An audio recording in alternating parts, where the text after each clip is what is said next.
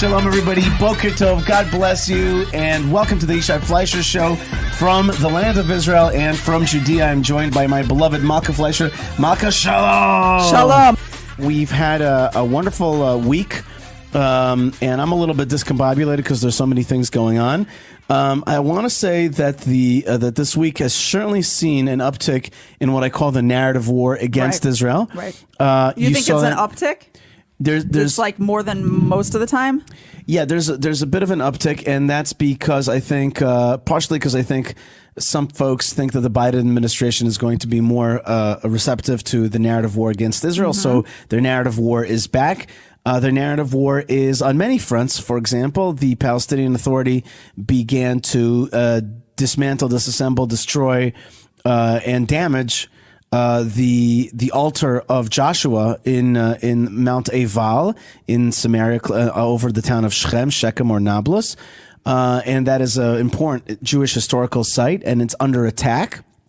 And it was covered yesterday on Channel 12, and now there's a big thing happening. But definitely people are upset about the fact that they're attacking a physical site. So so you might say to me, how is attacking a physical site part of the narrative war against Israel? No.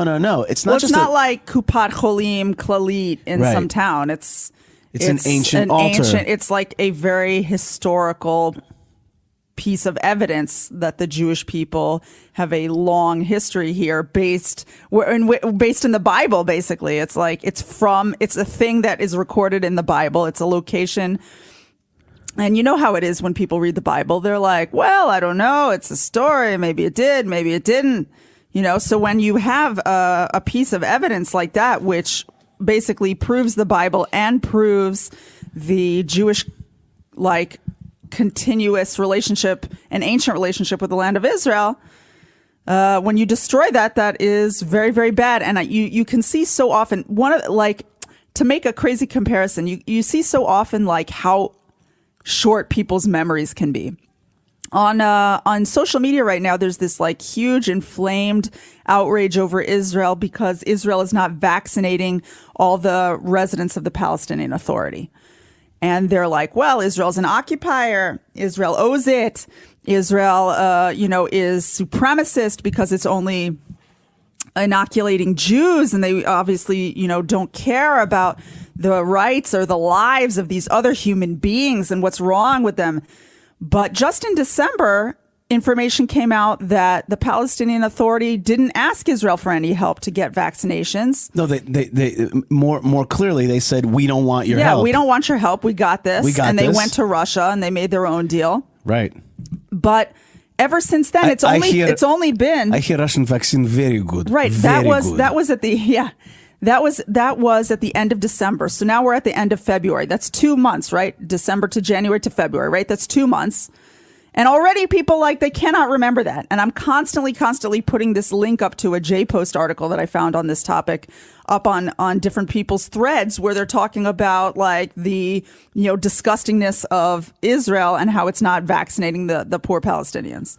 So if the memory of people can't make it for 2 months, how's it going to make it for 2,000 years, right? More like 3,000 years. 3,000 years. More than 3,000 years, right? So the altar of Joshua has been physically attacked in Mount Eval, and that is part of what we call that's the wing of the narrative war, which is history erasure, the erasure of Jewish history. So that's one attack. Then we have the ICC, the International Criminal Court at The Hague. I like to call it the International Criminal Court. The criminal court, right? Right. Court of criminals. Court run by criminals. Right. The criminal court. And so, is that funny? I think it's funny. I think it's hilarious. Anyway, I got a smile. Yeah, me too. A little chuckle. Anyway, so they're trying to attack Israel. Now, interestingly, Germany and Hungary have come to the defense of Israel, and the Czech Republic and others, and are like, Palestine isn't a state, and so therefore the ICC has no jurisdiction over it. And I'm thinking to myself, yeah, that's true. But and there's a legal way to explain why the ICC has no jurisdiction, but there's another little problem, which is there is no war crimes. What are you even talking about? Go to places where human beings are under attack, not here in Israel, where human beings are treated in a pathway of liberty, a pathway of seeing the value of each individual person. Like the blood libel is an amazing thing. The blood libel is when you have the most decent people being attacked for the most indecent thing, right? Here's my scenario. The ICC is like, the Jews are making matzah out of Christian babies. And then the Germans and the Hungarians are like, well, you don't have jurisdiction because of this matter. That's because the only of way this, they know how to operate, though, these days, is to talk in these, this technical matter. It's like, no, nobody's making matzahs out of children. The whole thing is absurd. And so I'm annoyed with that, but definitely. Which wing is that? That's the legal wing. Right. That's the legal wing. So that's different. Right, of the That's narrative war. Right. That's a different branch of the narrative war. So there's the legal wing, there's the historical erase history wing, and then also we're under attack right now on Wikipedia. Okay, Wikipedia is it's like a big body of voting. You know that you vote on if things are true or not. You vote on truth. What do you mean? You can vote on Wikipedia? That's the only way that things get decided, because there's a lot of arguments, and at the end, it's a decision process made by vote. Anytime I've ever tried, and I haven't tried very often, but any time that I've ever tried to change an article on Wikipedia, it always seems to me like the owner, the person who wrote it, gets to decide whether. Far from it. There's a lot of when you're arguing on big stuff. So at the end, it's a voting process, and the more you have vetek, what's that called? Experience, long-standing experience. So you vote on it. So right now there's a vote to basically write about a Jewish street in Hebron, call it Shahada Street, right, which is Martyr Street or Murder of Jews Street, and it's a whole Wikipedia entry about it, and they want to deny that there's Jewish people living there for thousands of years on the street. So it's like so there you have what's called now fake truth. Okay. Right. And we talk about that in the next, if you're listening on podcast, I talked about it with Rav Mike Foyer. Seniority, Yaakov Walks of seniority. Thank you, Yaakov Walk. Thank you. And I want to also mention Paul Sunny, from Sunny, India. Love and support from Israel to Israel from India.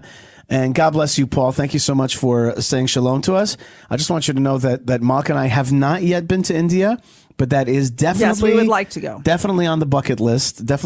And whenever I've made any talks to big international groups, so it looks something like this. I'll talk to Columbia University, and everybody will be like, I'll be like, Jews have rights in Judea. We've lived here for 3,800 years. Here's what the crowd looks like.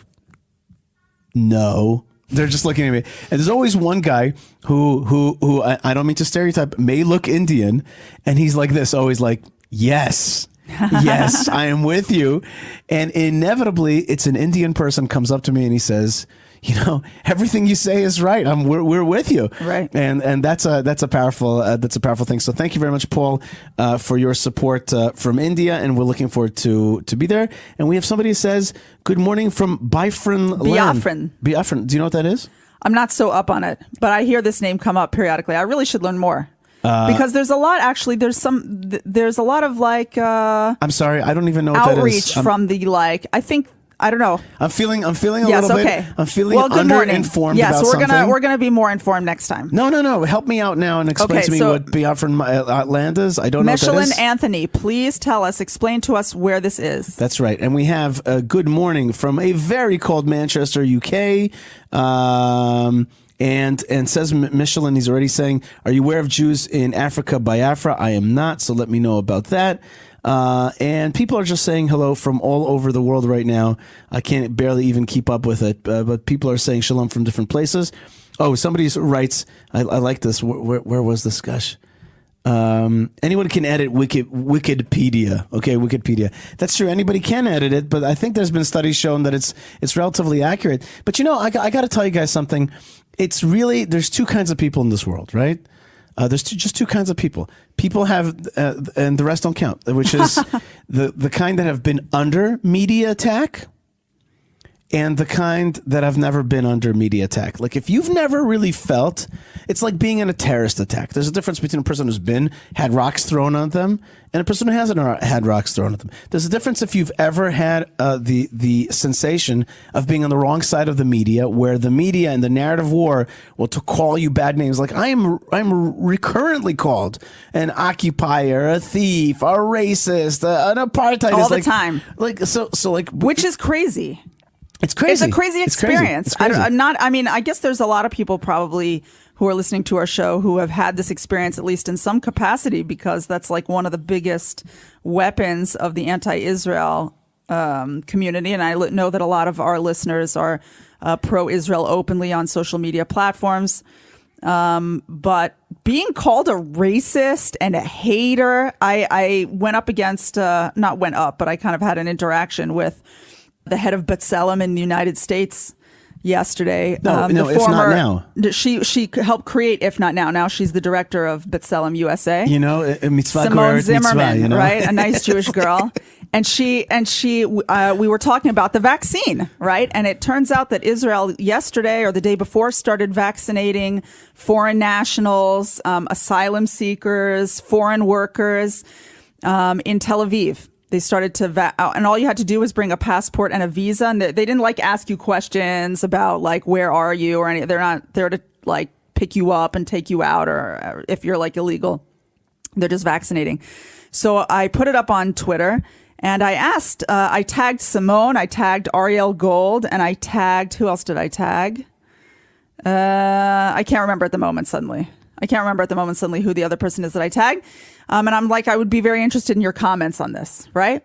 So Simone Zimmerman replied that, this is only because of the pressure of human rights organizations, and Israel, wouldn't do this independently. And, I know, so I can't remember exactly the wording, but something about like, these are the same people that you call a cancer. And I'm like, I have never called any of these. I've never called a person a cancer. I don't call people cancer. That's disgusting. And and these are the kind of people that, you think are subhuman. I'm like, subhuman? I don't think anyone is subhuman. How could you say such a thing about me? I have my opinions about who's right and wrong on the Israel issue. And do I think that a terrorist person is equal to me? I don't think a terrorist person is equal to me, but I don't think they're subhuman. Right. And so like I was, and these are like this is the kind of rhetoric that people like that, like they'll just casually like spew it out, here and there. They'll call you this, they'll call you that. And they'll just like, they're completely shameless to just like slander you to high heaven. And it's a crazy phenomenon. So I think that a lot of people have come to kind of know what it means to be called like the worst names in the world. Yeah. And that's part of the narrative war. That's part of the narrative war. Sadly, I think that there's Jewish bigotry against Jews of Judea. I think that there's something that has become formulated. There's a divide. I wouldn't call it Jewish bigotry. I would say some Jews are bigoted against Jews in Judea. I wouldn't say it's a Jewish bigotry. I think it's the part of them that's not so good. Okay, fair Jewish. enough. We have Brigitte von Lem says, thank you so much. Greetings from Germany. And Michelin says, Biafra is located in West Africa, the forgotten Jews. We share the same culture with Jews. Everything Israel possesses, we do. We believe our great father is God. G-A-D. Like from the tribe of God. All right, I'm going to look. That's really cool. We should look into that. Michelin, you can definitely send me an email to yishai@yishaifleischer.com, and I would love to hear more about this story. I don't know much about it, and I'm looking forward to hearing about it. I could also ask, of course, Rabbi Shimshon Nadel, who's a great expert at going out to places like Africa. The other thing I wanted to say, but I don't know much about it, and I don't want everybody to get upset. I just want to learn about it. You, Malka, also faced off with Ariel Gold. Yes, I had an exciting debate. Right. So I had a debate. This was already 3 weeks ago, maybe going on 4 weeks ago.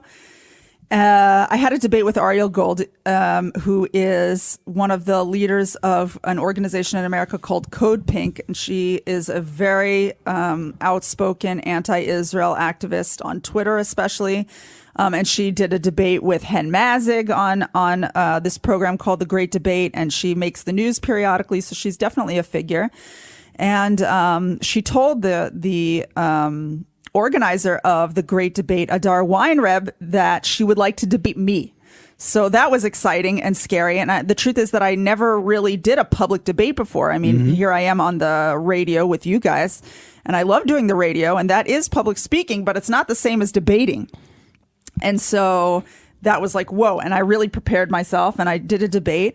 And it turned out that a lot of people who watched it were really happy. I also got some good constructive criticism for next time from some people, which I always really appreciate. But a lot of people really liked the debate, and they felt empowered by it, and they felt like they got information from it. And that was so cool. And I thought that was over.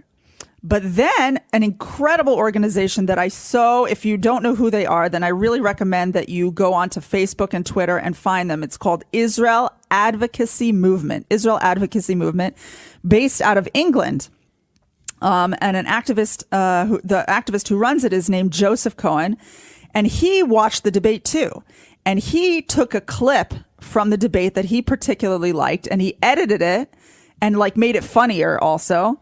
And he put it up as a 2-minute clip. Right. The 2-minute clip was specifically of you calling Ariel Gold a type of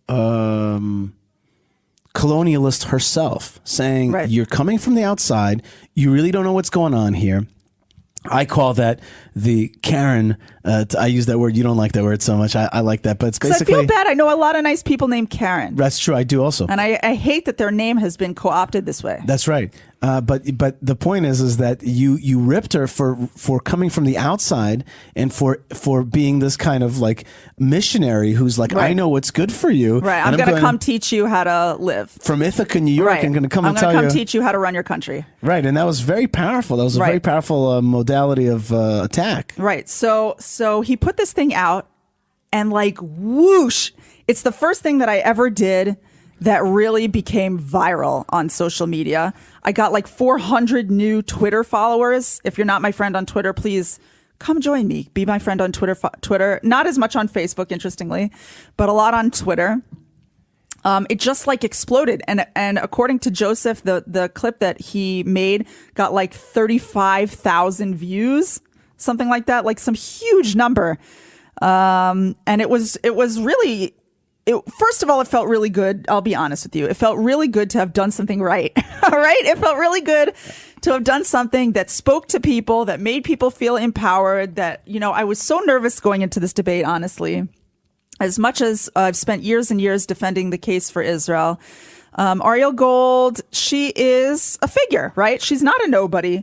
And even though I don't think she did so well in the debate, to be perfectly honest, nonetheless, she's a person that people know who she is. A self-identified anti-Zionist. Right. A self-identified Jewish anti-Zionist. Right. So debating her was I took it very seriously, and I prepared, I read, and I prepared, and I talked to people, and I went over notes, I printed things out, I went through the internet, I went through her Twitter and her Facebook.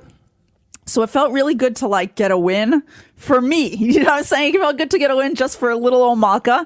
But it also felt incredible. I know that so many of us out there, we just want to make our little mark for the side of good, and we want to push Hashem's message just a little bit and just get to be for 1 second the person who gets a victory for Hashem, for the Jews, for Israel, for the message of our people, and for the message of truth. And I got a minute to do that. That's right. And I feel very grateful for that. And I hope I get more chances. All right. So I want everybody to please check out, if you get a chance, go to Malka's Twitter page. That's Malka Fleischer with an H. And the video is pinned up, I'm guessing? No. I should put it up. That is a good idea. I would pin that, Malka. Yeah, okay, ASAP, I will do okay? that. Yes, it's I will also pin on my video, on right. my page as well. Speaking of Joseph Cohen, who made that video, Benji Zion says, Joseph Cohen and I have done some work with African Jewish That's very communities, nice. specifically in Uganda. For anybody who wants to learn about them, please find me at Benji Zion on Twitter. So absolutely, nice. Benji, great job. I also, my man Moshe Herman, who's here. My man Moshe Herman, who is a co-producer of this show and has two beautiful twins. Bli Ayin Hara, tfu, tfu, tfu. Tfu, tfu, tfu. God bless you, Moshe. We love you so much. He writes that background, though, and the folks that are listening on podcast do not see the background. The background is a beautiful picture of Moses giving Facing the crowd, the throng of the Jewish people out in Sinai and bringing them the Torah. But you know, as I'm looking, yeah. Hold on, Max. Hold on. This picture was sent to me by Johnny Lapidus,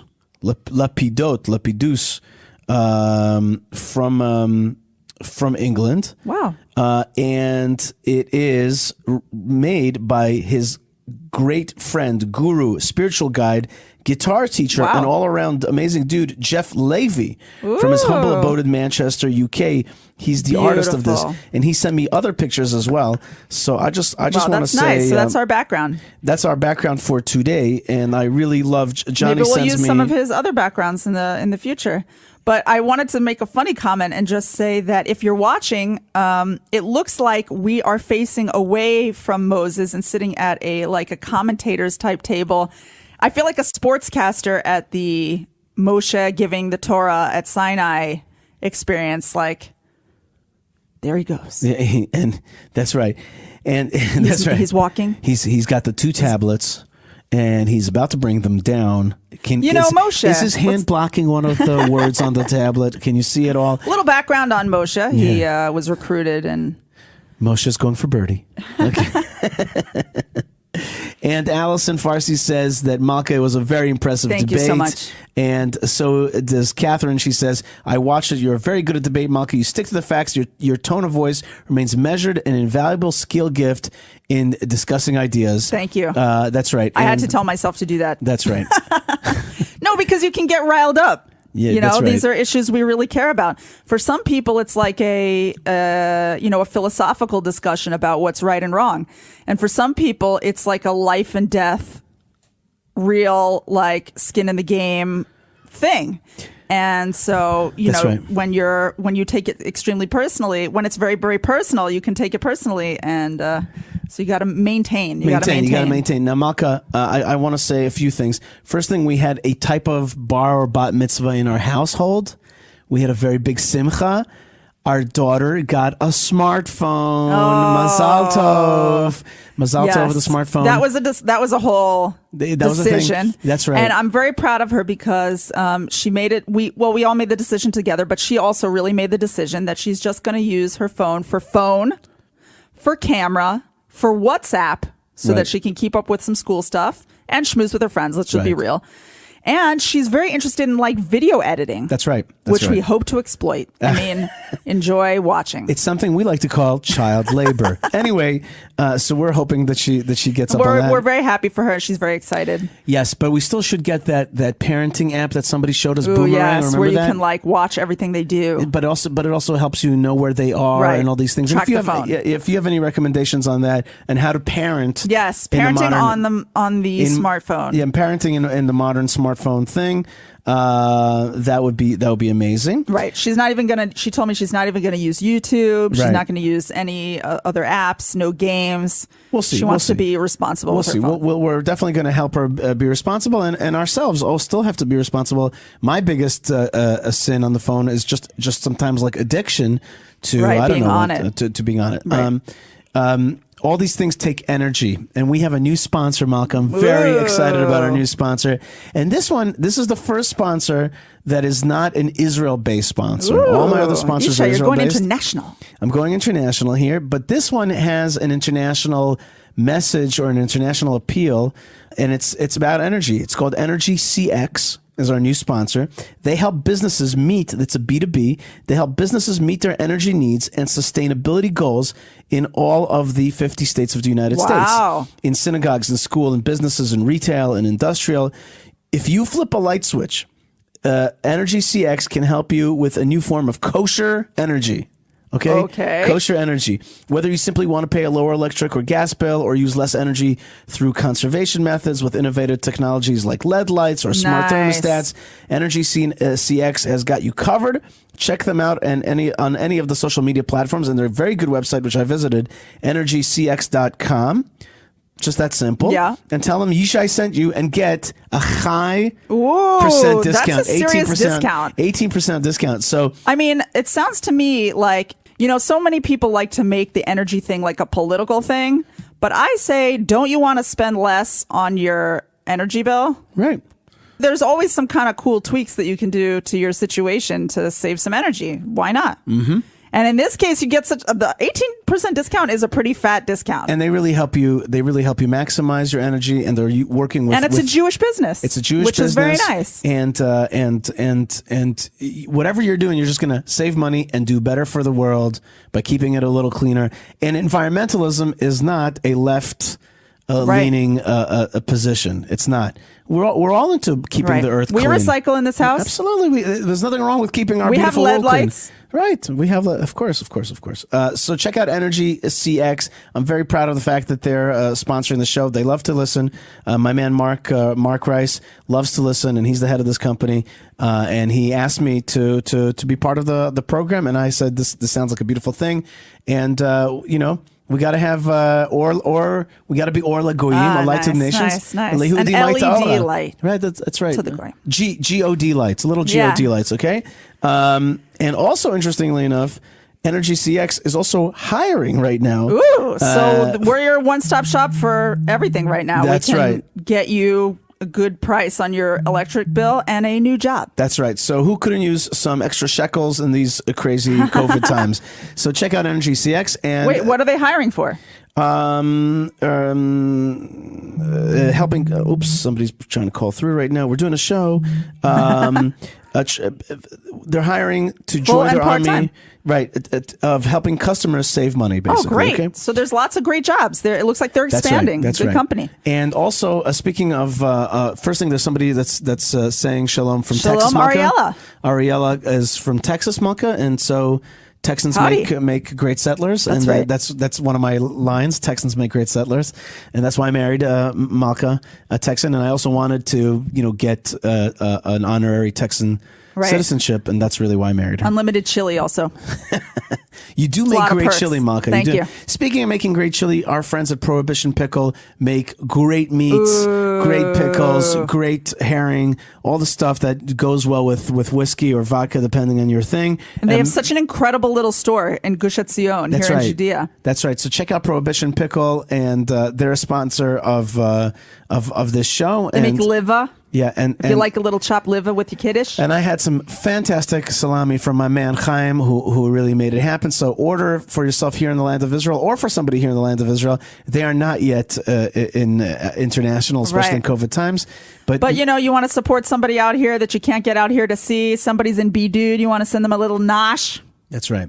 Something to perk them up a little bit. Right. And if you want to be like Moses back there behind us, or if you want to have this glowing countenance, okay, then check out our friends at Salves of Jerusalem. Yes. Salves of Jerusalem. They will salve you up, okay? You will have salvation. Oh, out of Jerusalem. Salvation out of Jerusalem. I like that. Oh my gosh, I made that We're up brilliant. just now. Amazing.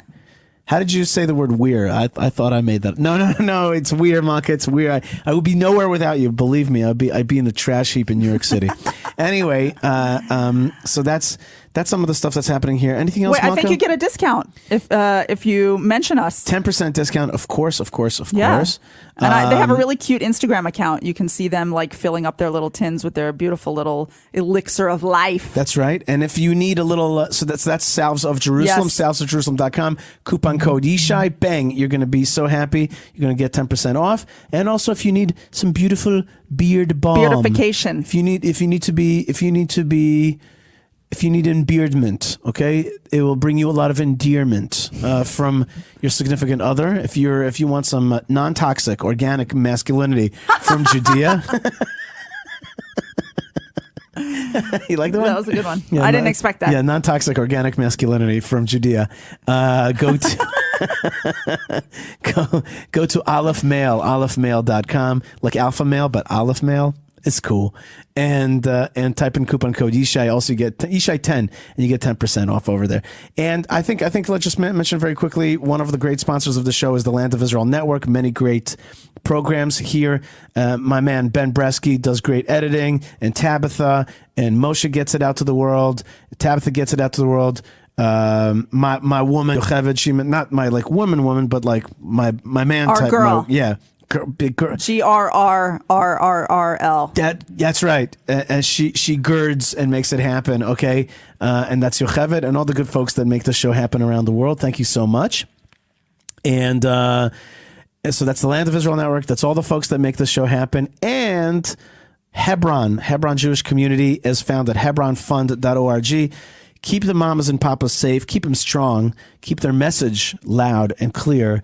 By supporting the Jewish community of Hebron, which protects the tomb of the patriarchs and matriarchs, the mamas and the papas, Abraham and Sarah, Isaac, Rebecca, Jacob, and Leah, the founders of it all. Let's not forget Rachel's over here in Bethlehem, but still the tomb of the fathers and mothers in Hebron, hebronfund.org. And speaking of the mamas and the papas, they walk their life serving the God of Israel, and we have the great merit to try to broadcast in our small way his massive, huge message, which is almost beyond the scope of being able to speak about it. But this show tries to just a little bit send out the signal of God's great word, which is being heard today through the advent of the Jewish people's return to the land of Israel and the Torah that is coming forth from Zion. So I think you're rocking it, Yishai. I don't know if I'm rocking it, but I thank Hashem for the zchut. Or if we're Syrian, that's why we say zahut. Okay, the zahut. Okay, you got to have the zahut. You got to have the merit. Yes, you got to have the merit. Like my man Jack and my good friends, my Syrian community friends that also helped the show happen. They talk about the zahut. The zahut. They're always talking about the zahut, having the merit. Those are very spiritually tuned in people. They're some of my really favorite people. They're spiritually tuned in and they support me, but they also have taught me so course, they're incredible. So much. One of the greatest things that have happened to me is that I met the Syrian Jewish community. That's one of my favorite. I wish we could like get closer to them. It's one of the things that is really they're very special, very strong, a great gift. And that's it. So thank you, Hashem. Did I get the chance to say that? Thank you, Hashem, for being the great sponsor of this show and the sponsor of our lives, all of our lives. And if you're listening on podcast, stay tuned to Rav Mike Foyer and myself covering the Torah portion of Mishpatim, or you can just go below in YouTube and Facebook and Twitter and check out that broadcast as well. So that's it, folks. Shabbat Shalom and God bless from the land of blessings. Shabbat Shalom, you guys. Only good news, only good health. Amen. Thanks, Malka. Shalom. Shalom.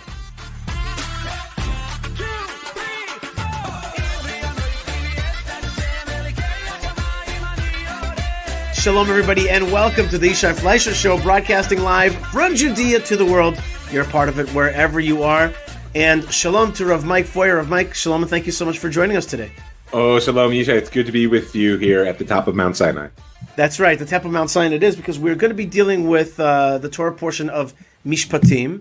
And it's an awesome Torah portion. It's one of the few Torah portions where it's like a I like when they say decalogue. I know it's only about 10, but I like that. But it's a log. It's not just a decalogue. It's a many log of laws, of Jewish laws, and actually I would say that it's really the basis of morality in many ways. These laws. I'll just give one example. The distinction between murder and manslaughter, which is found in this week's Torah portion, is a huge one. To not be able to distinguish, to basically go into the mind of the perpetrator and say, hey, this guy that drove this car and looked down at his radio, he didn't mean to kill or murder. He killed, and he's negligent. But the difference between negligent homicide, i.e. manslaughter, and murder is a huge one. And to be able to make that distinction is really, I think, the basis of actually judgment and morality. So that's what this Torah portion is really about, at least the first parts of it. Yeah, I mean, oftentimes it's in the fine distinctions, and not just in the fine distinctions of action, but in the frames in which we understand them. I mean, the Ten Commandments, as people often say, "Thou shalt not kill." It's incorrect, right? The Ten Commandments say, "Thou shalt not murder," Right. and murder is the same act of taking a life. It's just within a context of values and larger social structures that looks very different. And that's absolutely the origins of morality for us and really for a large part of the Western world. So just before we get to the stuff of this week's Torah portion, and there's a lot, and I've worked hard to kind of try to mark up what we should talk about, because there's much more than we're going to be able to talk about. I just want to say that there's a verse that we say in the Psalms, which is Ashrei sheyochaz v'nipetz et olalayich ala sala, which means like, blessed be he, or praiseworthy be he who grabs your Youngin. In this case, yeah, Edom's or Rome's youngin and smashes it on the stone. And that's a very, let's just say it's one of the least politically correct statements in the whole very Bible. biblical. Quite biblical, that's right. But I actually have an explanation of this phrase for modern times, which I think is very suitable. The word olalayich means young ones, nursing children, but it also comes from the word alilah, which means narrative, the tale. And It calls praiseworthy it is effect he. aspect of narrative in particular. Okay. So praiseworthy is he who takes your narratives and smashes them on the stone. I'm talking about the ICC deciding that's going to have jurisdiction over Israel and Judea and Samaria, and now investigate Israel for war crimes. I'm talking about the big problems that the Jewish community of Hebron is having right now on Wikipedia. Listen to this, Mike Foyer. Listen to this, Rav Mike. I'm listening. This guy called us and he's like, you guys have to get into Wikipedia. He goes, you've heard of fake news? I'm like, yeah. He's like, well, Wikipedia is fake truth. I was like, oh, dang. And we are having a heck of a time because truth is being voted on. And if there's more people on the side of the other truth, you're voted out. It reminds me of the UN a little bit. Well, but I was actually going to say there's a very important parallel there, which is we could call it consensus reality. Consensus reality. Mm-hmm. It's consensus reality. It's like, well, we all just agree that this is what is, and then that we'll operate on that. And it's not just like, because the problem with like fake truth is it sounds like you're speaking of something which is floating up in the air, like discourse. No, consensus reality people act upon.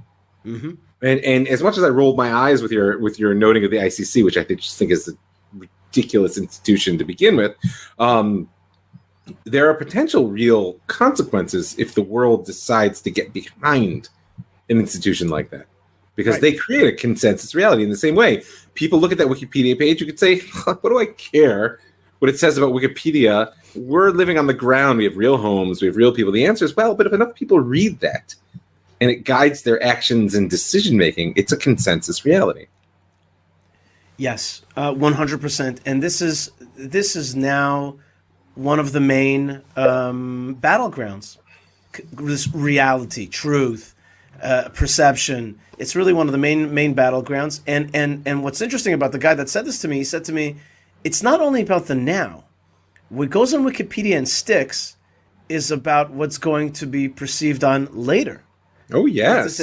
Right. And that was an interesting way to think about that, which is like, this is not just a fight for the ground, holding onto the ground now. It's holding onto the intellectual ground and to the historical ground later down the line, and the way this whole generation is going to be perceived. And we're arguing about, street names. Shuhada Street versus King David Street.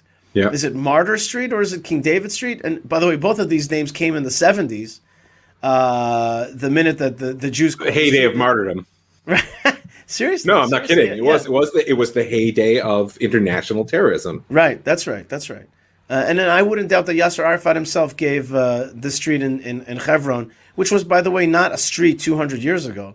He gave it the street this name, but this whole narrative that's being weaved on the Hebrew Wikipedia page, mind you, is one of Israeli occupation and theft, and no mention of Israel's ancient claim to Hebron, and also its pre-modern purchases of land and a community that has lived there almost in perpetuity for 3,800 years. perpetually for 3,800 years. So that is we are this what you call consensus reality or fake truth. This is a battleground right now. I just want to just point out and push on it for a second, because a lot of the work I do in the Jewish story is about telling a story of the past in order to impact present and future.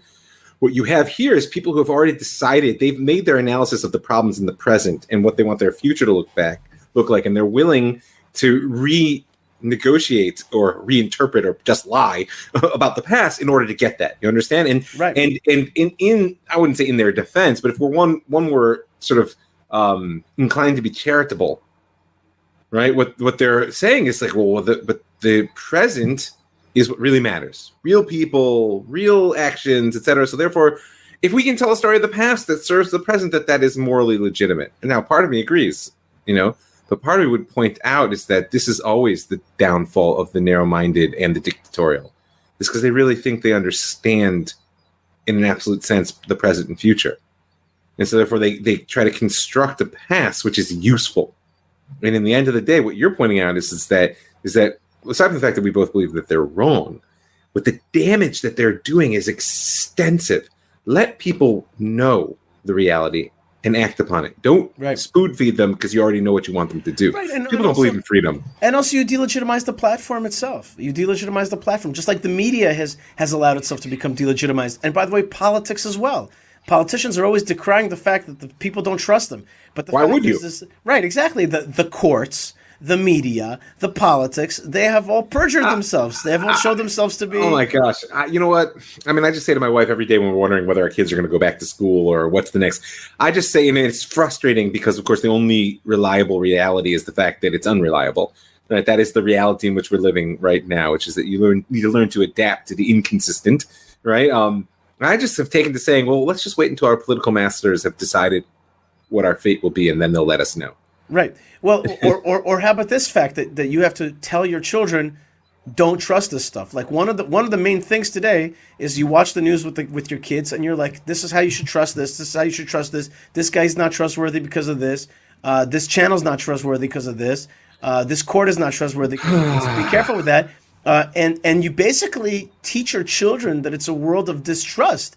You almost have to, in order for them to be able to filter through the systems that try to control you. And by the way, that's also the social media platforms themselves that their main interest is to get us hooked on them on their screen. Yeah, they're businesses. They're businesses, right?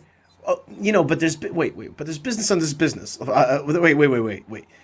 There's a great dry cleaning laundry service called Zohar Dry Cleaning Laundry Service in Kikar Davidka, in the Davidka Square in Jerusalem. They're not trying to keep you in the door the whole time.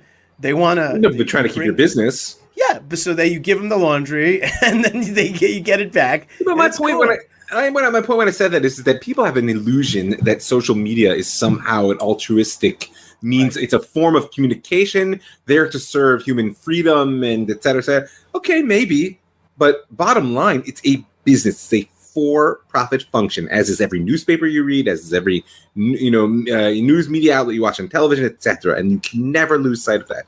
Sure, but to understand that because they're much more like drug dealers, in the sense that's also a business, right, and that kind of business, like they need you addicted, not just as a customer, like coming back to the dry cleaning. You know what I mean? I don't it's just think a difference in business model. It's just a difference in business model. But that difference is a big difference. There's a big difference there. Okay, there's a big difference in trying to keep somebody sucked into something for a long time, or giving somebody their clean laundry back. I don't think the guy at the laundromat is like praying at night that you spill a soup on your shirt. I don't think the guy's like, I pray to you, God, that there's more dirty laundry tomorrow. No, he says this is part of the world, is dirty laundry. These guys, they pray. That's the truth. Right? But they pray, like, I want these guys to be, they work on, imagine if the laundry guy was also the same guy who made cups that made more spills. Right, the bottom of the Chinese takeout Right, boxes, right. and it just like automatically would collapse as soon as you picked them up from the store. Yeah, I get it. Oh, look at that! Gosh, look at that! Oh, Yeah. what a coincidence that I'm getting You know, a 120% increase in stained shirts Right, with exactly. oil. Exactly. Okay, I think we understood each other. Very All good. right, fine, fair enough. I do want to sound one more note in what you said, which is Go that ahead, go teaching ahead. one's children to be skeptical of structures of power may feel painful, but it's important to note that that has been the role of marginalized and oppressed peoples both throughout history and in the current day. You could go take a poll of the average African American and what they teach their children about police, as opposed to what, say, I was taught about police growing up. You know, or here in our locality, you ask the average Palestinian, not jihadist, just talking about guy on the street who's just trying to make a living, what he teaches his kids about the army and what we teach ours.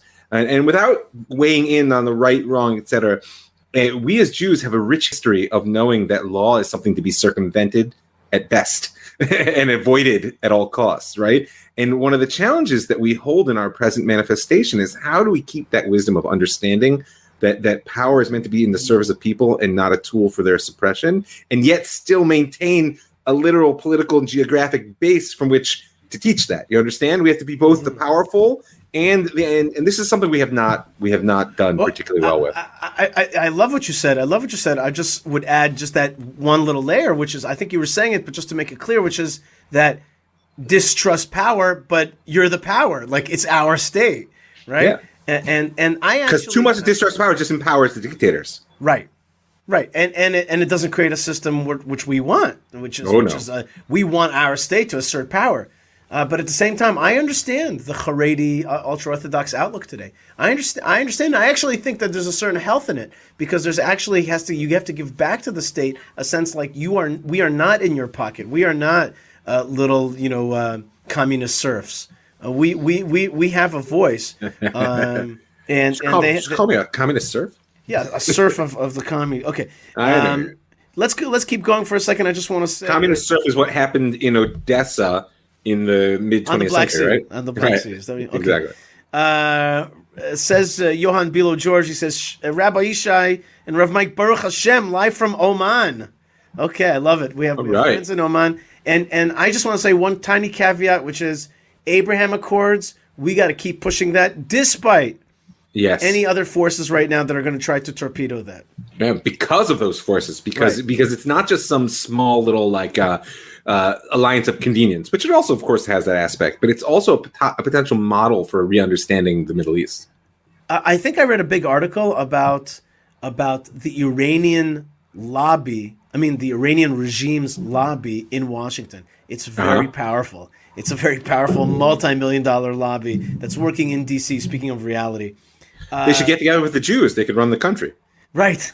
Sorry. Well, the truth is that the Jews are together with the anti-Iranian lobby, which is the whole Los Angeles, Tehrangeles. Right. The Persian Jews. Right. And the Persian Jews know a little bit more about it. Yeah. They know a little bit more about it. There's like 1 million Persians living in Iran. Luis says, "Shalom, gentlemen. Our good friend Mark Pickles says Boker Tov from beautiful England, of course.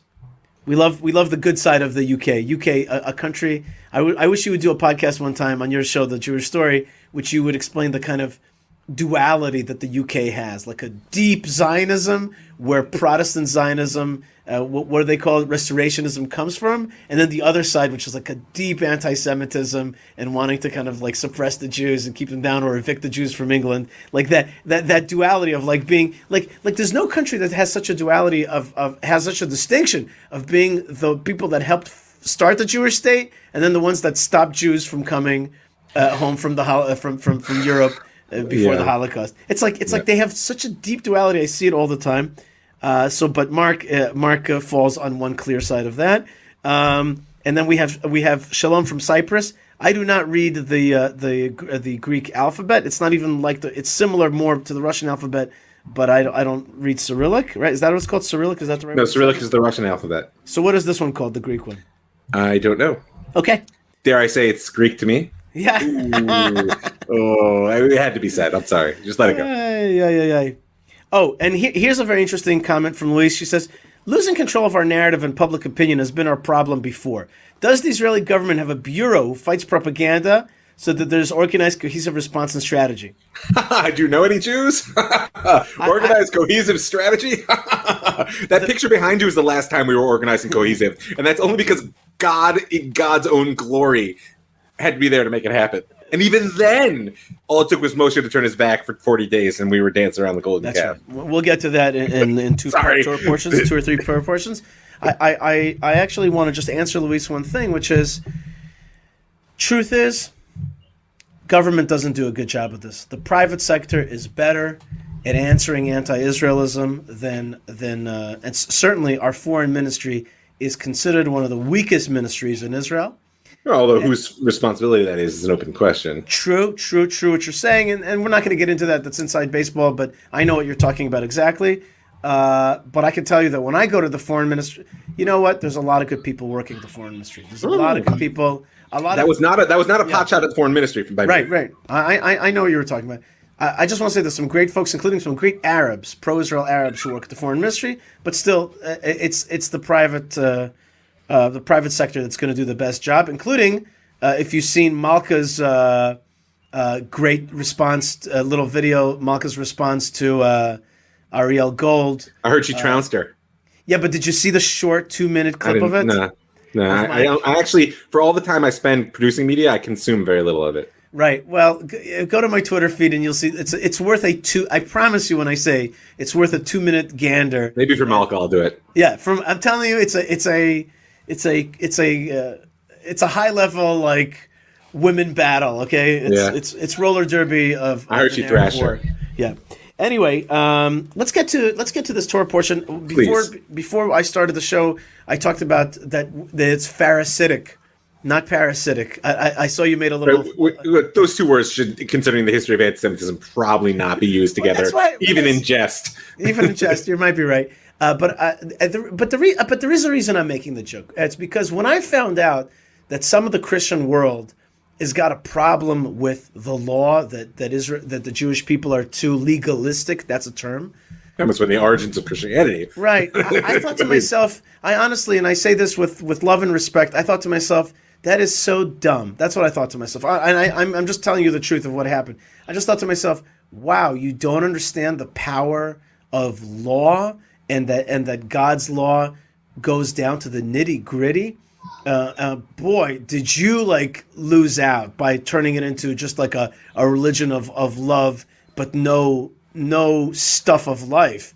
Wow, that is a loss for you. If at least in Islam, I've got a friend, Professor Zev Magen, who compared the Jewish laws to Islamic laws, and it's like there's something there to live by. Oh yeah, it's jurisprudence. The Islamic approach is far closer to the Torah than.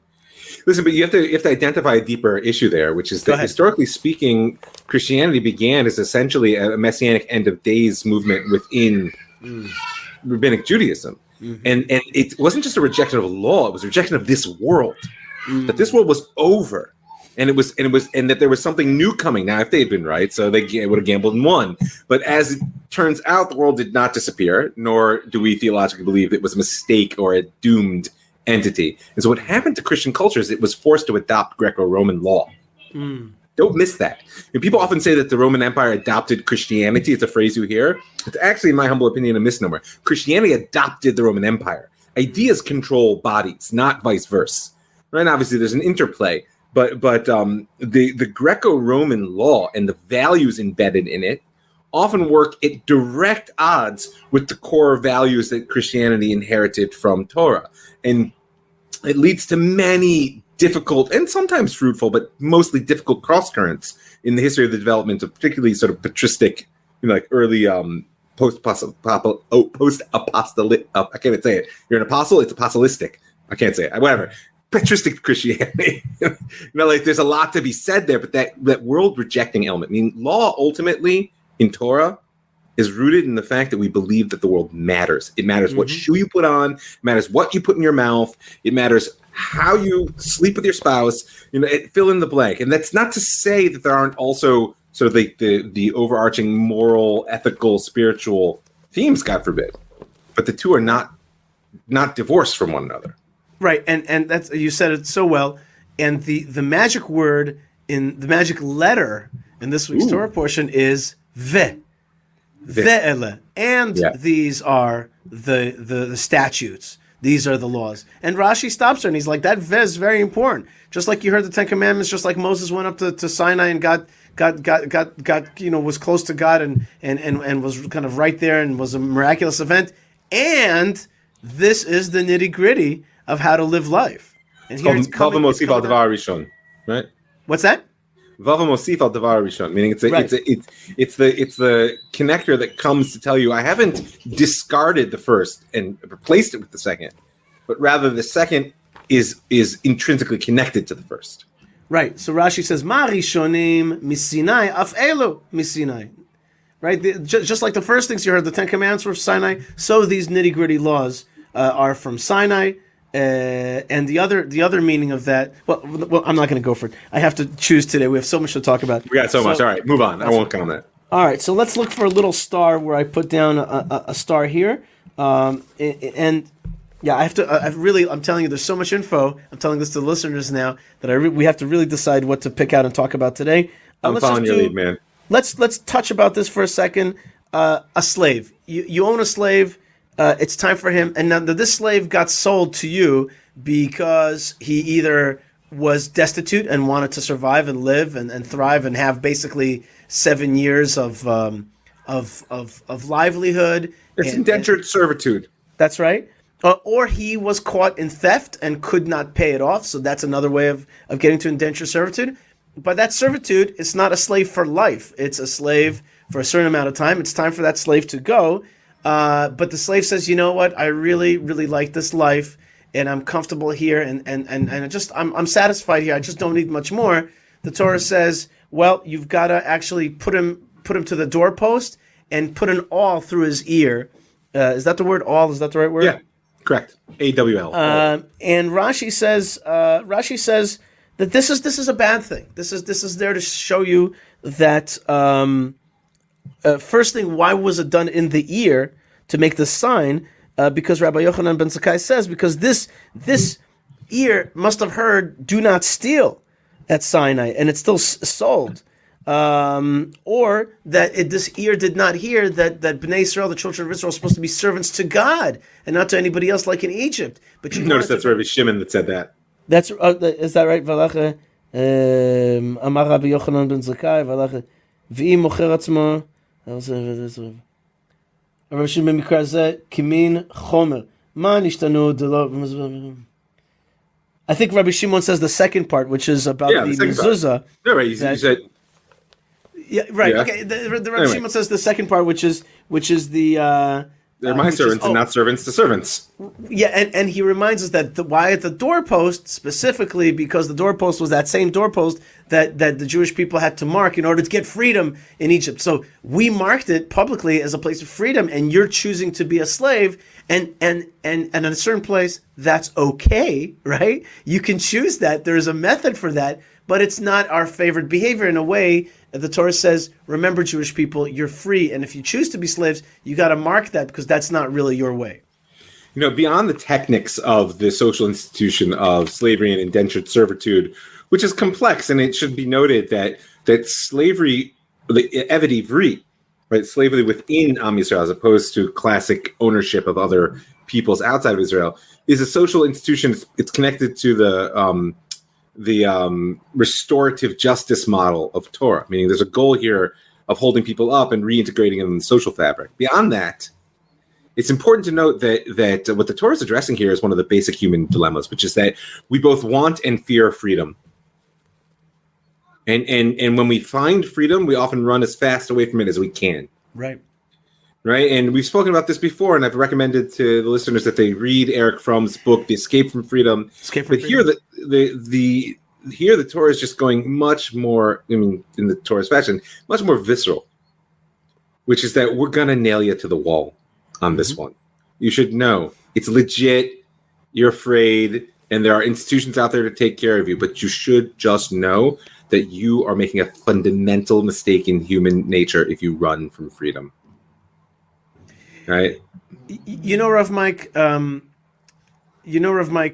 of the things that I've noticed that you really need to have intellectual honesty is courage.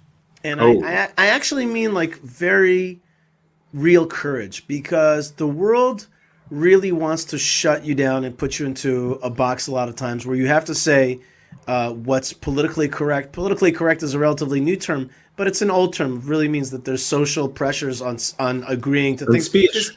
Right, and Consensus reality. there's been many scientific experiments on this. The famous one is they put people in a room, they show them a ruler that's a foot long, and they say, well, we have here, 7 inches, and in the room are all a bunch of plants that are part of the experiment. They're like, yep, that's 7 inches. And then there's the one guy who's being experimented on, and will he stand up and be like, the emperor has no clothes, or those are 7 inches? Right, that's not a foot. And the experiments showed that people basically sit tight and think to themselves, either I don't know, or maybe I don't want to make a fool of myself, or I certainly don't want to stand out. One of the things that I've kind of, like one time my boss called me into a meeting and I said to him, why do you want me in this meeting? And he says to me, Yishay, you're good at meetings because you ask questions that other people like don't want to ask. And it's something that I was like, oh, okay. I get that now. Like I basically, it's something to develop inside of yourself, this ability to be like, I am not going to just go with the flow. Right. I'm not going to go with the flow. I'm not going to say the thing that's supposed to be said. It's something to be trained with. But I think here that's related to what you're talking about, which is like freedom is scary. Having the freedom to say what you really think in front of the room, in front of the audience, that's not always easy. Even this morning I was thinking about, should I mention something in this week's Torah portion? Will it be politically correct or not politically correct? I had that thought. I caught myself. Right. You know what I mean? And we make that calculation, sometimes reasonably, but sometimes out of fear. Yeah, no, I think it's important to note that freedom also comes with a tremendous responsibility. And so therefore, the flip side of what you're saying is that sometimes my calculus also needs to be, if I exercise my freedom recklessly, who will be harmed? Meaning it's not just about social conformity and political correctness, etc. Sometimes it's also, wow, like I have a sword. I've been given a sword. And to swing it in defense of truth or real values is critical. But to just wave it around because I can is not an acceptable. Right. Behavior either. Right. But I think that is in today's society more rare, that behavior than cowing a little bit. Okay, but although I would point out what it's done is it's made people assassins as opposed to warriors. It's not like the vitriol and the anger and the so-called truth speaking doesn't happen. One of the problems of social media as a platform is the anonymity it offers. People often say, how could people really, they look at talkbacks on anything, you probably have gotten, I can't even imagine the things that have been said to you, right? So people wouldn't say that to my face. Most of them wouldn't have the courage, like you pointed out. And that anonymity turns people from warriors into assassins. And that is not a positive development for society. Right. And there's also a culture of stinging. There's a culture of stinging.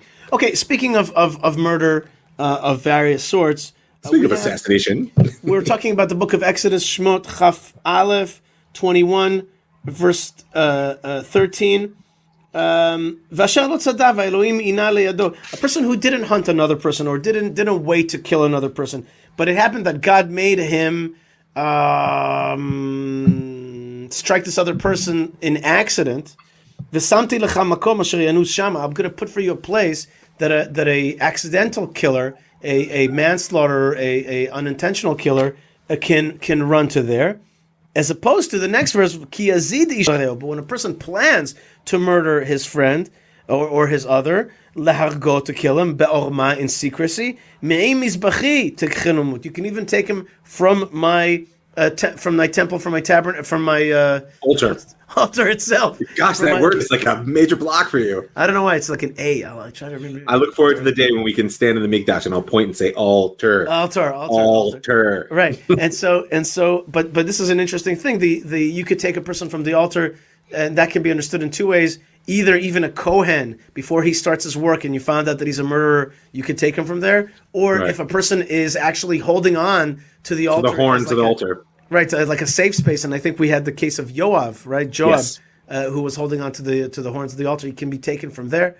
In any case, the bottom line, Rashi says, listen, we got to make a distinction. The Torah makes a distinction between, as I was talking about earlier, between murder and manslaughter. For example, a doctor who's trying to heal somebody but gives them an overdose or the wrong medicine or simply cannot save him, and ends up maybe killing him, God forbid, or somebody that gets lashes and the right amount of lashes but dies from it, or a father who strikes his son in order to teach him but God forbid kills him, or a teacher, and gives examples. These people were certainly not trying to murder. You have to judge them very differently. Manslaughter, though it is a crime, especially when it's with negligence, than murder, which we talked about earlier. No, absolutely, and this is always a lesson I try to get across to my kids, which is just because you didn't do something on purpose doesn't mean you're not going to live in its consequences. Right? And I think that's one of the things that the Torah teaches here is a very beautiful sort of moral lesson that Rashi extracts here, which is a golin zchuta yidei zakain, right? That God brings it about that good things happen at the hands of those who do good, and evil happens at the hands of those who do evil. So there's always a bigger picture within which the things that we didn't intend to do but happen through us fits into. It's worthy of reflection at all times. Why did I have the opportunity to do an act of good, or God forbid the opposite? Yefet. How about the difference between stealing an ox or stealing a goat? If you steal an ox, you pay a higher fine than stealing a goat. Why? Because you've taken away, so one of the explanations, because you've taken away somebody's livelihood. That's one explanation. Another one is Kavod Briut. Right, which is, let me get this right. I get confused about this. If a person you steal a goat, you're going to throw it over your shoulders and run. Right, which is kind of demeaning to even the thief. Whereas the ox, you're just gonna, ick. Imagine the mess afterwards. So you lowered yourself, so you're going to pay less because you're going to pay less, right? Because the reduction of your dignity is such that it is already to some degree compensation. Wow. Okay, that's a very interesting thought. Like that is really going into into somebody that you wouldn't think that's so important to go into. But if you into their mind. But if you stole somebody's ox, you didn't just steal his property, you also stole his future welfare. That is calculated in terms of the punishment that you get when you're caught. Right. It's also important to remember the relationship between pshat and drash in this case. Meaning the pshat, the plain meaning of the text is like ox 5, sheep 4. Zero. like that's it, right? But then the sages always want, as educators and as sort of moral instructors, want to extract a deeper level, which is like you're pointing out. If I'm so concerned about the dignity of a thief that I'm going to make him pay less because he had to throw the sheep over his shoulder and he got to lead the ox out, then sort of al chas kama kamari, all the more so I should be concerned with the dignity of those around me. Meaning it's not the explanation for why it is written such in the Torah. It's a lesson which can be learned from the fact that it is. There's an important distinction there. Very good, very good. The rest of the first few chapters deal with torts and really make up the huge body of tort law that Judaism has. Huge body of tort law, amazingly deep. Already just the biblical text is very deep about it, and then the Mishnah and the Talmud and the legal codex that comes out of it is massive, and it's really the stuff that even young children. This actually made me feel like I want to learn with my son the Mishnayot of the 4 different kinds of injuries. The Shomrim, the Nizikim, Arba Nizikim, and all they that. come together in the text here. Right, and we're talking about either people that guard your stuff. There are different levels of what's it called? Guards? Is that the? Yeah, the Shomrim. There's a different level of responsibility that one holds for the possessions of others. I mean, it's fascinating. The fact that the 4 types of guards, the 4 levels of responsibility you can have for someone else's possession, and the 4 sort of means of, or 5 means of recompense, so like how you have to pay back, kind of get woven into one another in these parshiot, I think is a very important lesson, which is that, again, agency and responsibility come together. Now, before you said that the Torah it just said, there's 2 different kinds of payments for different kinds of stuff. That's the pshat.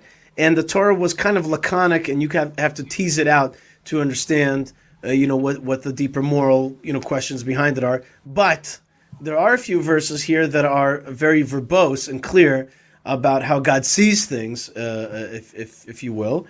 And that comes in chapter 22, verse 21. A widow and an orphan, do not distress them. Do not kind of torture them. Don't make them uncomfortable. Why? Ki maneta neoto. If you distress him, ki imtso kitzakela. If he calls out to me, shema shmat sakato. I will certainly hear his cry. This, by the way, also teaches us the importance of crying out to God, and that God hears. But the Talmud tells us that even if he doesn't cry out, God hears the crying. Right. But it does show you that God hears the cry. This is maybe the second time that we've learned about God hearing the cries. We also heard it about God hearing the cries of the Jewish people in Egypt. But it's important. I mean this now. God forbid any of us should need it. But if you have a problem, you got to call out, and that's an important lesson there.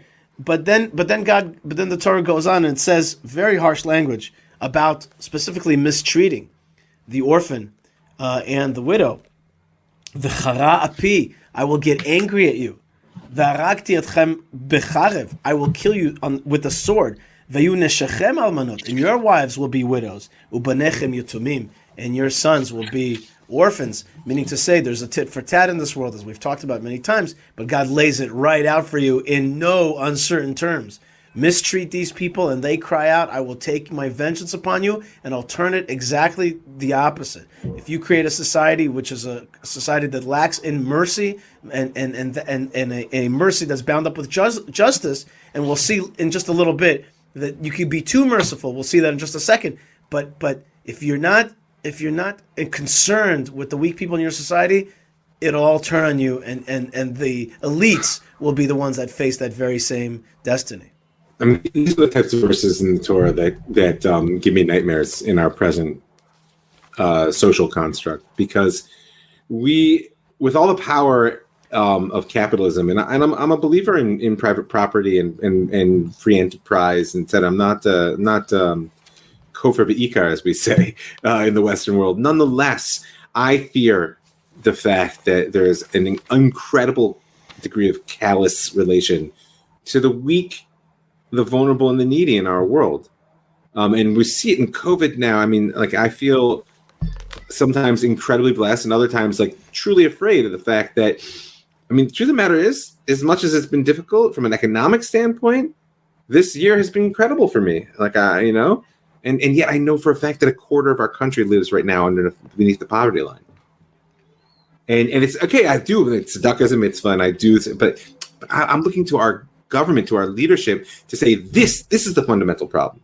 Not just, God forbid, people getting sick and dying, but look what's happening. And if we don't, this is the thing, is that God has said explicitly, I'm going to take you down, and it's going to hurt. And like, there's that twist of, like, Rashi points out, why does it say I'll kill you with swords and your wives will be widows and your children will be orphans? Isn't that obvious? If you're dead, Rashi says it's like a fuch al fuch, like you're going to die, but they won't even know whether you're dead. So your wife won't be able to be remarried, and your children won't be able to access their inheritance. I mean, it's like worse than you can imagine. Mm-hmm. I worry about it. I really do. I think that I think we could also take it just on a personal level. If you know people that suffer like that, the kindness that you could give them, the small kindnesses, can make a huge difference in their life. If you can bring a smile to the face of an orphan or a widow or people that are weak in society, that's a tremendous gift. Not always are those people easy to deal with, by the way. No. But if you can, it's a blessing. Let's leave it at a blessing. And in fact, let's make a blessing right now for somebody who is suffering from the COVID virus. We have Jay White, who says, "Shalom, gentlemen. Good to see you both again. My mother is recovering from COVID, but still in the hospital, sedated. Wow. So please say another blessing for her, Yvette Bat Irene." Be healthy and well. We want to pray for Yvette Bat Irene to have a refuah shlema, to have full health and recovery, and amongst all the people around the world, so many people who have this illness and others that need speedy recovery. And just a good thought about somebody else may return to all of us that say amen, and be blessed back in our homes as well. So Yvette Bat Irene, come back soon from the hospital. Amen. Here's an important one. I think an important one. This is verse 27, chapter 22. Elohim lo tekalel. Do not curse a judge or maybe a powerful person. Or God. But that we know from other places as well. Yeah, but I mean, it's both. I mean, Rashi points out, right. Dayan. I mean, like the judges and God have a direct relationship. It's not mistake that they share a proper noun here. Very good. V'nasi be'amcha lo ta'or. And a Leader, the prince leader, amongst the people. a prince amongst your people, don't curse him. Now, I found that the Talmud says, and I don't know why Rashi doesn't bring it here. I wonder about that. But it says, Nasi ha'oseh ma'aseh. Oh, it says, Nasi be'amcha ha'oseh ma'aseh amcha. That does the duty, the work of your people. He has to be a leader in your nation that does the work of your nation. For example, there might be elements in the political spectrum that are leaders in your nation, but they may be, in your opinion, undermining, or in the opinion of important people, undermining the work of your nation. So are you then allowed to curse them, or are you patur? Are you no longer bound by this blessing, by this commandment not to curse a leader in your nation? But the point is that this is an important one. Well, it's important in two ways. On the one hand, it's important because there's like a bird tweeting in the background. Was that a bird in your? Yes, it is a bird in my background. Would you like me to get rid of it? No, it's beautiful. It's just like it's so tweety. This bird and I have a long-running relationship because I hear him every morning when I'm davening. He's quite. It's quite. It sounds fake, right? Yeah, it's like I'm like, is this a perfect. phone ring or is that like what's going it's on bird. there? It's a Oh bird. my gosh! Well, God bless you, little bird. Keep tweeting, okay? Keep tweeting. Tweet on our side. That's my rockin' Robin. That's right. Okay, don't curse a leader in your nation. That's what we're saying. What do you think? Yeah. I mean, I'm as a guy who just confessed to having no faith in the political system. I mean, what am I supposed to do? Now, this is No this faith. Is, No faith is not cursing. no, but that's exactly why I mentioned it. Is that the next step and the danger. Being lacking faith is bad enough, but the danger of cursing is that because then you're actively undermining the structure within which you live. Meaning, a bad political system is almost always better than none at all.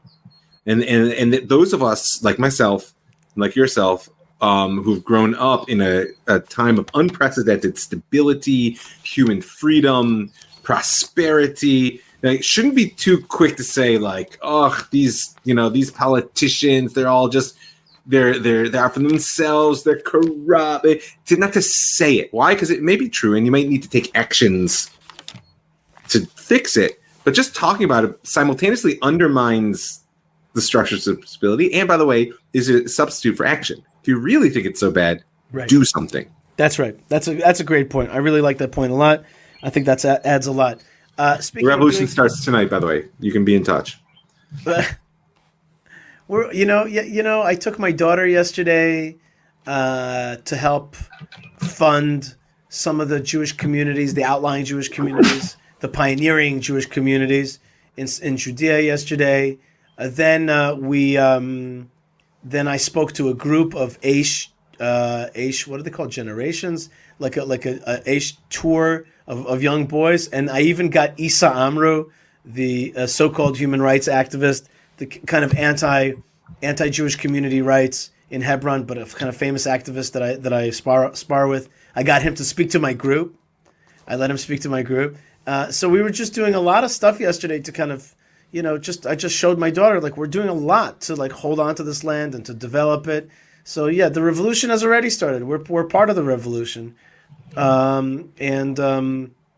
It's a merit to live in our time, and I think it's a big waste of time, as I think you pointed out. Interestingly, it's a waste of time to curse the leaders and to just be a kind of Monday morning quarterback. Is that the expression? Yeah, and it's more than a waste of time. It actually is a diversion of energy, in the same way that worry is often a substitute for agency.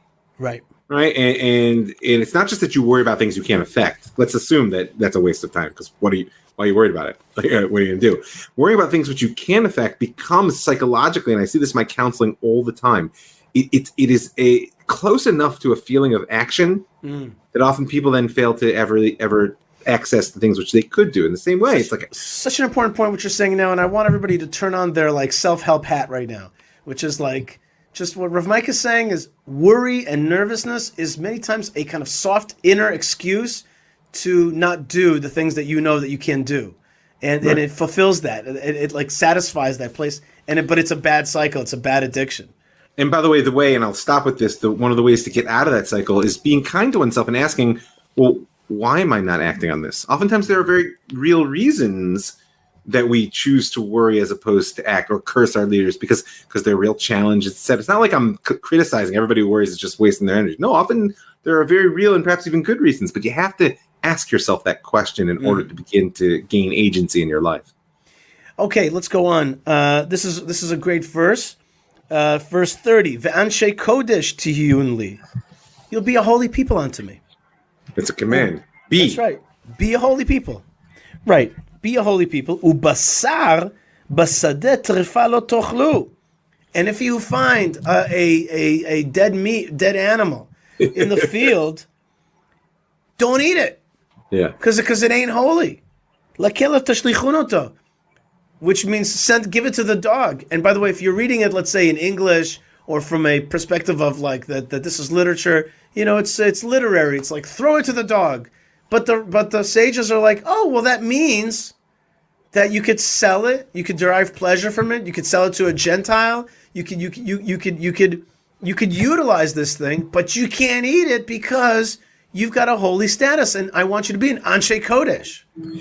But don't lose the literary power here. Because the literary power is, what does it mean? This is, by the way, one of the more important verses in terms of understanding what holiness is, which is always an elusive term, which is that on this level, holiness means you're not an animal.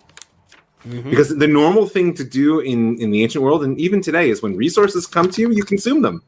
What do I care how it got here? What do I care if it's a little bit, messed up by a wolf or whatever? So the Torah is saying that that's a dog's attitude.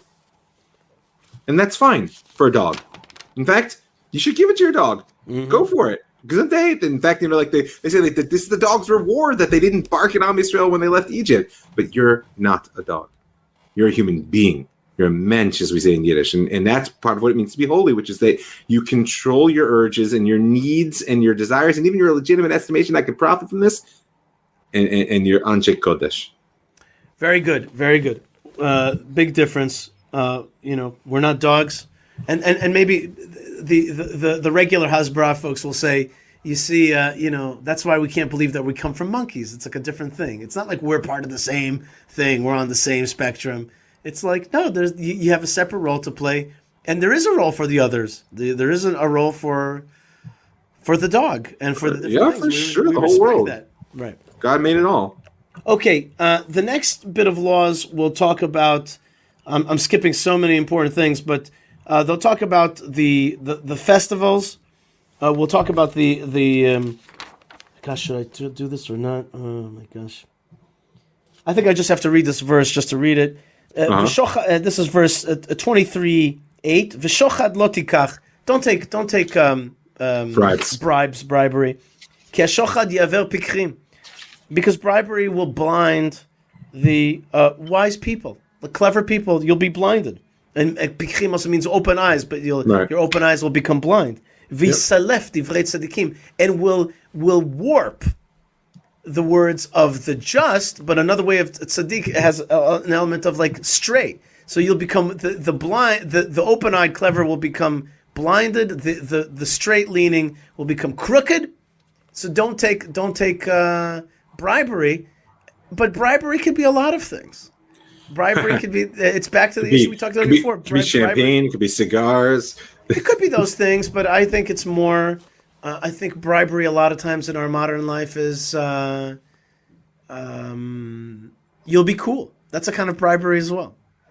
Yes, almost it's social capital for sure. Right. It's a real thing. You'll be on the right side of history, hey? You won't be with the other bad guys, which we just besmirched very badly. Yes. Maybe you're like. Anyway, I'm not going to get into the American spectrum of it. But anyway, I wanted to read that particular passage. Okay. But one passage that may surprise a lot of people, and I want to read this for the Gentiles that listen to this program. A lot of people wonder why sometimes we try not to say the name of other people's gods, and sometimes they'll my Christian friends will be kind of weirded out by the fact that we won't say the name of their God, their deity. We may get upset at, like they may get upset at this weird unwillingness to say it. Just, okay, it's our thing, so just say it. No, the Torah actually has a verse about that, which you should know about, and I think this is a verse that's instructive for everybody. This is verse 23:13. Ubechol asher amarti elechem, everything that I've said to you, tishameru, protect yourselves from. Do not, make a protection of it. Don't abide by these things so that they will keep you safe. V'shem Elohim acherim lo taskiru. Do not say the name of other gods, or don't mention the names of other gods. Lo yishama al picha. It should not be heard on your mouth. This and just the technical point of that is, let's say you're in Manhattan and you're like, okay, I'm going to meet me at the corner of this church and this church. The Torah says, don't do that. Don't mention that as a place marker, or say, let's meet the day after Christmas. Torah says, no, don't do that. You know what I mean? Say, say Sunday, this and this date, but don't do this thing where you give a status and a beauty or any kind of like over respect to this thing, which I don't want you to respect too much. You're a Jewish people. You're separate. You're not to mention Christmas as the date of, or meet at this corner. Better say meet at 5th and 42nd rather than say at this and this church. And in many ways, this is an expression of where we began in this idea of the problematics of consensus reality, right? Meaning what the scene that is portrayed behind you, and we believe to be the beginning of an exposure of a deeper layer of what will ultimately be a human reality. But the problem is that the Jews are just like everybody else, so therefore we can easily fragment. And so what God's saying is that don't use these as your reference points. Right. Don't, because this is not about worshiping, like you pointed out. This is not about idolatry. Obviously, there's a connection. It's about what frame do you use for the world in which you move. It's very similar in that respect to the fact that, according to many opinions, one shouldn't count the months as numbers from the secular calendar, because it says that Nisan is supposed to be the first of months. Right. So that you can't. It's not that you can't say January, February, but you shouldn't say the second month in reference to February. Right. Because that's not your frame of reference. That doesn't mean it doesn't have its own legitimacy in its own place, but that's not our thing. That's not what we represent in this world. And I think that distinction is very important. I want to tell you about a certain thing that happened to me once. I was at a rally, the 9th of Av rally that's run by the Women in Green organization, and I was asked to speak in English there, and it was like a fast night, fast day, and I was speaking there in front of a lot of people, and there was a lot of cameras and stuff, and I said something to the effect of, God does not. I said Jewish people are liberal. That's a tendency that we have, and that means that we believe in liberties, we believe in people's rights, and we believe in people's rights to and value. But at the same time, I asked, are we liberal with God? Do we believe that God has got His rights? And he says about this holy city, Jerusalem, and it's a Tisha B'Av night, which is the night that we remember the destruction of Jerusalem, the year we pine away for the rebuilding of Jerusalem. And I said, are we liberal with God? Because all God asks is, He doesn't say take down mosques and churches and other places. He doesn't say go around the world and destroy them. Conquer, right. Right. He doesn't say do that, but He says this tiny little place, Israel, this room, my room, in my little room, I want it to be empty of these things. I want it to be a place for the service of the way I'm passing on to you the Torah. There's other places in the world for those religions and those ways, and I'm not taking it away, but give me my little room. If you give me my little room, the whole world will be transformed. And this was caught on video, and a lot of people who don't like the things that I stand for. What you stand for, right? Right. So they used that video, and my wife and other people said to me, maybe you should take off this video from YouTube or whatever it was. And I said, no, I'm not going to do that. I'm not going to kowtow to this. Like, yeah, it's not like very favorable in a politically correct environment, and yes, they'll use it against me. But I'm just going to have to stand by what I said. I didn't say anything wrong. I just said this little place is where God wants this thing. And I'm not going to be forced to recognize your thing as co-equal in this small place. And that's not always very popular. I'm sure it's No. not popular what I'm saying right now.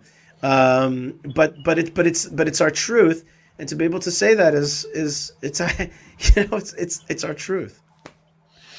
Yeah, I mean, it's very hard in the world, which on one hand has sort of like elevated and glorified that notion of it's my truth, this is my identity, etc. But somehow when it comes to certain categories, and Am Yisrael is always up there, not you. Right? Because your truth is an inconvenient truth, to borrow Right. a phrase. Okay, so that was a very interesting discussion, and now do you have how many more minutes do you actually have with Mike Foyer? A few, but not Okay, many. Like what? Like 7 minutes? Yeah, we could do 7. Okay, But first like thing I really want- 7. Yeah, first thing I want everybody to join Rav Mike's other show, which is the Jewish Story podcast, found at jewishstory.co, and also his spiritual guidance work, which is found at ravmike.com. ravmike.com, that's right. That's right. And that's very, very helpful to a lot of people, saving marriages and stuff like that. Even dieting advice. Forget about it. You're gonna get a spiritual makeover, and you're gonna be renewed and rebuilt. Spiritual makeover. Spiritual you like that? No, actually, no, I don't. But it was funny. Yeah. Well, funny's good in its own way. What I want to do right now is I want to read in English the seventh Aliyah, part of the seventh Aliyah, and I want you to stop me whenever you think it needs to be commented upon. Okay, that's Okay. the way I read this thing, and I'm like, I just got to read this out loud, and you could stop me and pause me anytime. Here we go. There shall be no woman who loses her young or is infertile in your land. I shall fill the number of your days. I shall send my fear before you, and I shall confound the people amongst you whom you shall come to, meaning to say your enemies that you're coming to the land and that you'll fight with. And I shall make all your enemies turn their back of their neck to you, as in run away. I shall send the hornet swarm before you, and I will drive out the Hivite, the Canaanite, and the Hittite before you. I shall not drive them away in a single year, lest the land become desolate and the wildlife of the field multiply against you. Little by little shall I drive them away from you until you become fruitful and make the land your heritage. I shall set the border from the Sea of Reeds to the Sea of the Philistines. Some people tell me that Eilat is not part of Israel. There you go, from the Sea of Reeds to the Sea of the Philistines, and from the wilderness onto the river. For I shall deliver the inhabitants of the land into your hand, and you shall drive them away from before you. So just pause for a second. Yeah. A lot aside, right now, next year is the sabbatical year, Shemitah year. So I've already started my learning, and it started with the question of the borders of the land. Mm-hmm. And the reality is the borders of the land is a complicated historical process, and Right. I think that's important to appreciate that this is part of what God is saying here. Is that like I have an ultimate destination, which is this full extent of the kingdom, but it's not a magic wand, people. Right? It's first of all contingent on all these mitzvot, these commandments I've given you, and second of all, it's still process oriented. Mm-hmm. Okay, sorry. I just want to tell you very shortly. I was with Noam Arnon, the legendary spokesman of Chevron, yesterday in the car for half a day, and I asked him big questions, and he just said to me, "It's a time of opportunity." The whole question is, are we going to seize the opportunity or not? That's the question here. I was like, what's the grade that we're getting for this third arrival of the Jewish people in the land of Israel? He's like, it's all a matter of opportunity. Are we seizing the opportunity or not? Anyway, let's keep going. Right. From Loti Krot. Yes. You shall not seal a covenant with them or their gods. They shall not dwell in your land, lest they cause you to sin against me, that you will worship their gods, for it will be a trap for you. So pause. You gave me the power, so I'm going to hit again. Yeah. No, it's a very important lo tichot lahem lehem brit. It's a very specific term here. That a brit, a covenant, has two aspects in biblical thought. One is the contractual, which people are often familiar with. I'll do this, you do that, we'll make a deal. But that's not actually what's being spoken about here, because elsewhere in the Torah it speaks about the idea of mas and shi'bud, right? Taxation and subjugation, which sound harsh in our ears, but frankly, as people who live even within a democracy, we can understand what taxation and subjugation looks like. Sure. But the other side of a covenant is it's in sort of its unbreakable element. That it is a commitment to one another which transcends the utilitarian functionality of contract. And that you may not do, says God, because I need you to fill this land. Mm-hmm. Right? It's, I think, a very important usage of breathe here. Yeah, and I think that we are missing the opportunity to hold on to our land. Certainly traveling through Judea yesterday, I saw a lot of missed opportunity. But part of that is because we don't know how to relate to the very real human beings that live here. That's part of that, certainly. Part of that is that we've been coming out of 2,000 years of fear is not an easy But those two, modality. but those who don't, they're directly related. Meaning the fear mentality is like an all or nothing mentality. Either cower in fear or destroy, right? And neither of them is a viable strategy right now. And unfortunately, since we've been basically muddling the situation for over 50 years, we've made it worse and worse. We've created realities that didn't need to be struggled with in our relationship with the Arabs of this land. You know, it's absolutely true. And I, at the same time that I had this kind of like painful sights yesterday that I saw in Judea, I also had an evening Zoom event, Arabs and Jews talking around the same stuff. And we had a great time. We just had such a great conversation about the will of God. By the way, it's so fun to talk with Arabs as opposed to Westerners, because they have like a regular layman will tell you about God and Allah and what he wants and how to talk to him, how to pray to him. And it's just like, I thought to myself, boy, this is fun to be able to talk to a modern person about God in a serious way without feeling any kind of weird embarrassment about it. Because you talk to like a Westerner, it's like, they're like secularists, it's like, like it was just so like, I'm like, this is great. All right, we got to get through this. This is very important stuff. So I want to. All right, finish it up, because I got to go. Yep. To Moses, I also have a meeting, by the way. Oh, I think you're late. I actually have to go. Yeah. All right, so I'll just read this. I gotta leave in 5 minutes. I gotta leave. Okay. To Moses, he said, "Go up to Hashem, you, Aaron, Nadav, and Avihu, and the 70 elders, and you shall prostrate yourselves from a distance. And Moses alone shall approach Hashem, but they shall not approach, and the people shall not go up with him." Moses came to the people and told the people the words of Hashem and all the ordinances, and the entire people responded with one voice. They said, "All the words that Hashem has spoken, we will do." And I want to skip a little bit. 1 second. It's a long aliyah. I was so surprised you had to read it all. Because I thought it's so important. Moses, Aaron, Nadav, and Avihu, and the 70 elders ascended. They saw the God of Israel, and under his feet was the likeness of sapphire brickwork.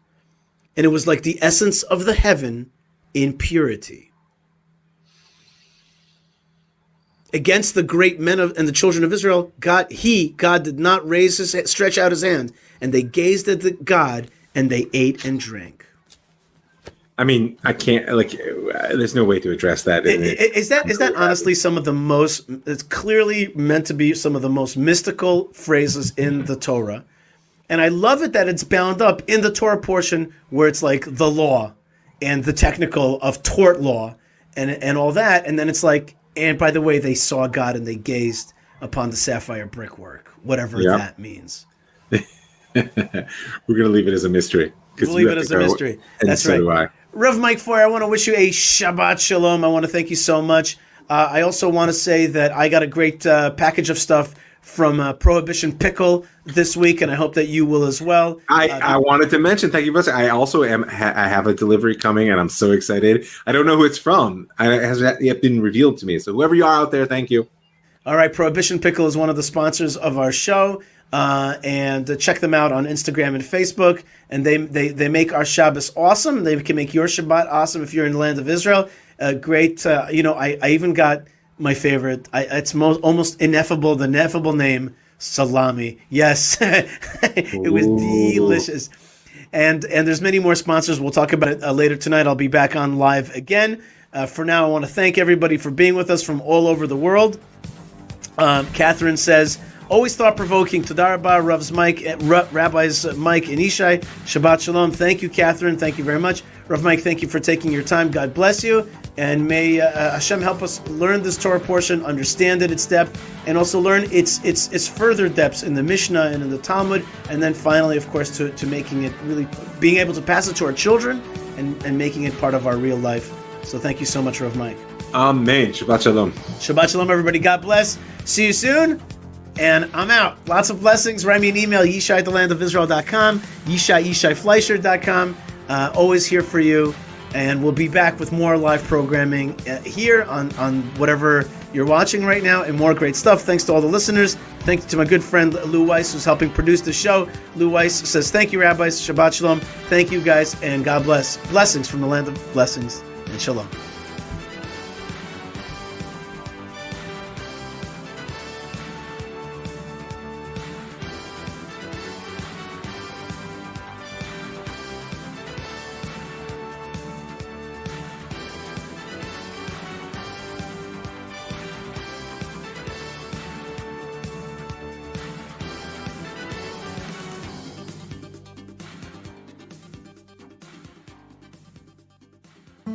Prayer, faith, and healing.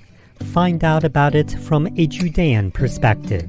We want this life to be good. It's so good. Cherish every day. Thank you, God, for every day. The Land of Israel Fellowship invites you to learn Torah from Judea, a new cycle, a new world, with Jeremy Gimpel and Ari Abramowitz. And if you don't see life as one incredible gift, you won't see God.